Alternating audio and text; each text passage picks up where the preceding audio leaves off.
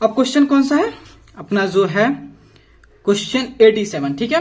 करो the find a number whose fifth part increased by 30 is equal to its fourth part decrease by 30।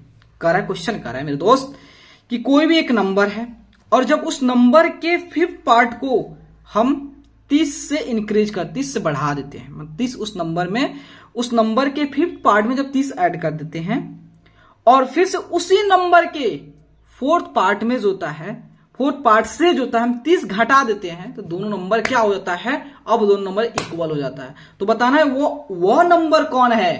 चलिए यहां देखिए, मान लेते हैं वो नंबर को हम एक्स मान लेते हैं, ठीक है। कुछ पल के लिए मान लेते हैं let the number be x, उस नंबर को एक्स मान लेते हैं, ठीक है, कोई दिक्कत नहीं है।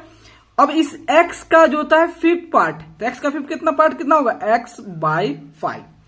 अब जब इस फिफ्थ पार्ट में हम क्या ऐड कर देते हैं, 30 को ऐड कर देते हैं, वहीं फिर से इसी नंबर्स के हम फोर्थ पार्ट निकालते हैं, मतलब x का फोर्थ पार्ट। अब इसमें से जो होता है 30 को घटा देते हैं, तो अब ये दो नंबर इक्वल हो जाता है, मतलब x अब जो है x by 5 plus 30 equal to x by 4 minus 30, दोनों इक्वल होता है, ठीक है। तो x बाई 5 इधर आया तो माइनस x बाई 4 हो गया, ये माइनस 30, ये आपका इधर प्लस इधर आएगा तो माइनस 30 हो जाएगा।